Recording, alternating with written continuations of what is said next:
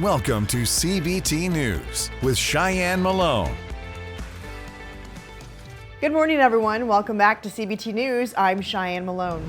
On today's show, we are joined by Jack Hollis, Executive Vice President of Sales at Toyota Motor North America and President of Toyota Motor Sales. But first, here's a look at today's top automotive industry stories.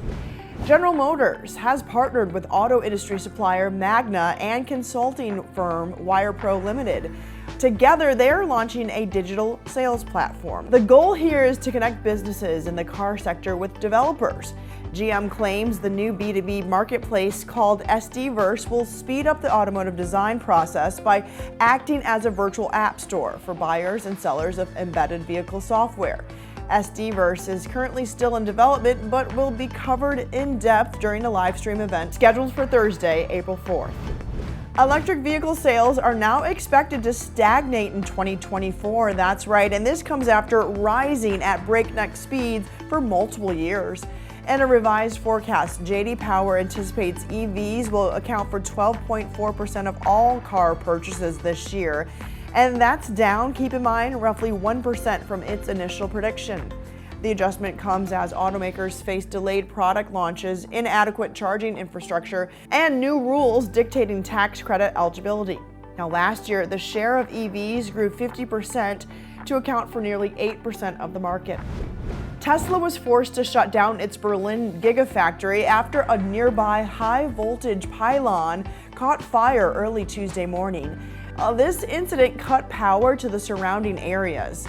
Local media reports have alleged the incident may have been a case of sabotage after a letter claiming responsibility for the fire was published online. Company CEO Elon Musk, though, called the alleged arsonist eco-terrorist in a post on social media on his platform X. However, investigators have yet to confirm whether that fire was intentional and are currently investigating where that letter came from.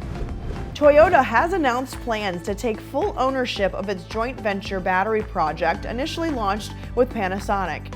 Prime Earth EV Energy was originally founded by the two companies back in 1996, with Panasonic owning 60% and Toyota owning 40%. Panasonic's stake in the venture has decreased steadily in the decade since, falling to just 19.5% in 2010. And now, Toyota says it will take complete control of the firm as early as this month. Through its acquisition, the automaker expects to produce, quote, a wide variety of batteries as it looks to catch up with other automakers in the EV segment.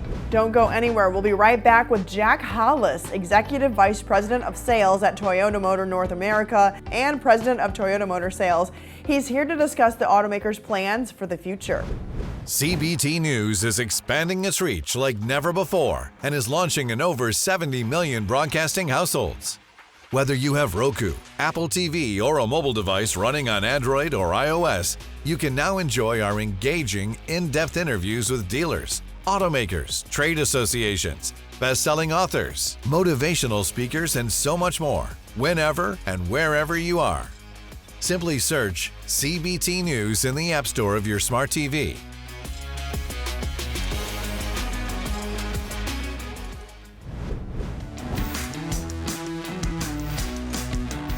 The new vehicle average transaction price is just under $48,000. Is affordability a factor that threatens new vehicle sales? Talk to us about that from your perspective, because I know that every dealer I talk to across the country, this is an issue for them. Absolutely, Jim. I think that it's very critical that we look at the pace at which the transaction prices have risen. People's incomes economically cannot stay on that pace. Yeah. You said it's 48,000. I was laughing because about 9 months ago, I made this prediction that we would go over 50,000 by the end of the calendar year of 23. Well, I'm off by a little bit, but it will not surprise anyone if that happens within this calendar year. Why? Because with the influx of EVs and the pricing of those with very small margins, I know we have not even a normal margin for a vehicle, is taking that prices up. So is it a factor? Yes. Is it a headwind for the industry? Yes. That's exactly why we believe that moving into the entire future of electrification, must be moderated and slowed up a bit because we need the pace of economy to catch back up to that raising of the transaction prices. And right now we're not there. So we have to have the reality of the marketplace and listen to the consumers that say is, even if I'm interested in an EV for the technology, right now, I can't necessarily afford that. And there's not a lot of room to reduce the costs on minerals and scarce minerals that are being used to build the batteries. Right. Those precious metals that are needed are limited. So we have a bad economic recipe going on here, and we're going to have to find ways to solve that, which is why we're asking, really think the customers will get there with us in a longer period of time. I've heard you talk before about how the cost of minerals that go into one EV versus a hybrid. It is astounding. Talk to us about that. Yeah, we call it the 1-6-90 rule, but really the minerals that are needed for one battery electric vehicle, if you didn't use them for that one, you could build 6 plug-in hybrids or 90 hybrids. And when you consider it's not just how many you can build, right? That's only one element. Yeah. It's most people buying an EV are not replacing a vehicle. Okay, it's in the high 80% still who are adding it as an extra vehicle to their fleet. Whereas a plug-in hybrid, and specifically, or especially with hybrids, they're replacing a one-to-one vehicle. So you're actually taking vehicles, reducing that vehicle and that carbon emission and replacing it with a vehicle that's much better for environment. So 1-6-90, those precious minerals are only going up in cost, only going up in price.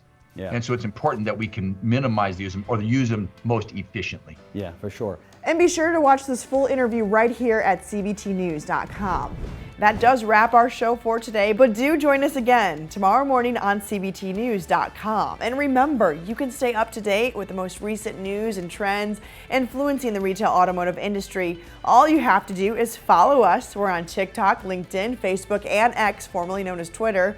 And now you can find CBT News in over 70 million broadcasting households. We're on Roku, Apple TV, Android, and iOS devices. Simply search CBT News in the App Store of your smart device, and you can watch our programming wherever, whenever. I'm Cheyenne Malone. Thanks so much for watching. See you next time. CBT News, your #1 resource for auto industry news and content.